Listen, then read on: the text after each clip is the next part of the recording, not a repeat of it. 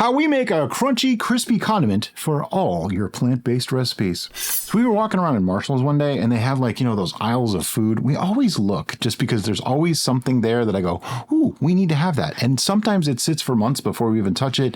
This time we found this bag that they called it a salad topper, but we've actually found that it's useful for a lot of other things. We've also taken that as an inspiration and created our own recipe. So this mix is our personal favorite concoction. It's super easy to make, and you can store it for a long time because they're all shelf-stable ingredients. Mm-hmm. First up is craisins.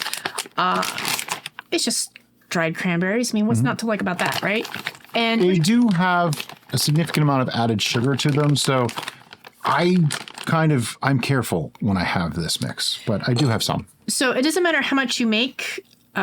For this particular recipe, we're just using a half cup, but basically it's an equal amount of each of these ingredients. Oh, well, that's easy. So I'm doing a half cup of craisins. But what she's saying is you can make like a gallon of this at a time if you wanted to, If you have a lot of people to feed, then sure. But it's so easy to put together, I would make a more manageable amount than a gallon.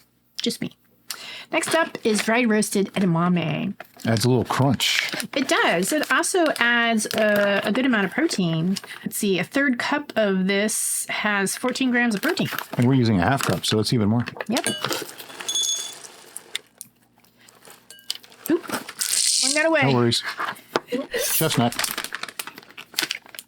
Next up is sprouted pumpkin seeds. These are really good. They have a great source of magnesium, protein, zinc, and iron. We're running low. Yeah, we're going to have to get some more. I think they came from Marshall's too. No, I think we got these on Amazon. I believe so. And last but certainly not least is roasted cashews. Now, typically most of our recipes are the raw cashews, but we found the roasted ones work really well on this because you want that little extra added pop of flavor in your topping. And the Kirkland cashews, they're like addictive. They're danger. We have to hide these from ourselves. Yeah. Otherwise, bad things happen. They were sitting on our table for a little while until we found a place for them. And I would walk by and just like grab small handfuls of them at a time. Not really good for somebody who's trying to cut the fat backwards, that kind of thing. Cut the fat backwards. Lower my fat intake. Let me say that in actual words.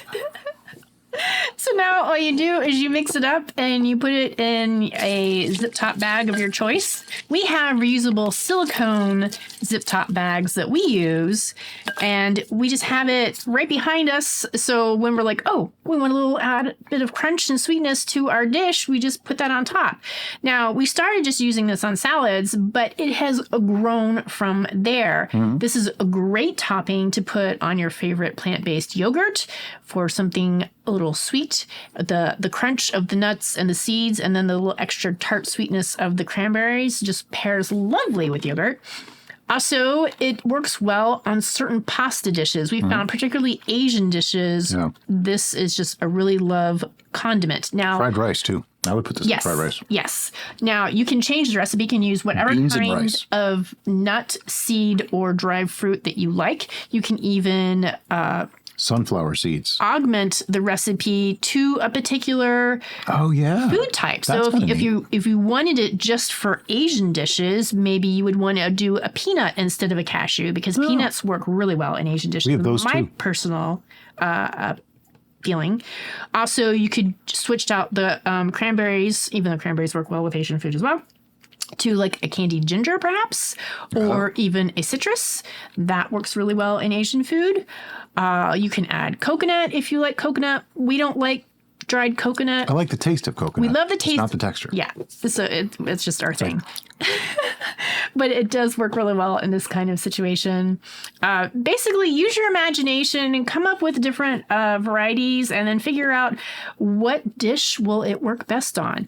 Now, remember, this is a calorific mixture. Oh, yeah. So you don't want to use this whole amount. This should last you grab handfuls. For it's not trail mix. Multiple this amount servings. Will last us probably a month.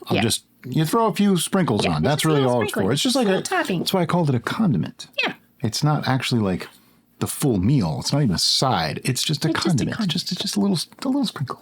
Little sprinkle. Little extra special something. So there you go. And like you said, you can store this in bags. You can store it in containers, whatever you want to do. It'll last a long, long time, as long as any of those items will last on their own, which is like months. I think they're all like shelf stable. Yep. And as always, guys, thanks so much for watching. We'll see you next time on The Bistro.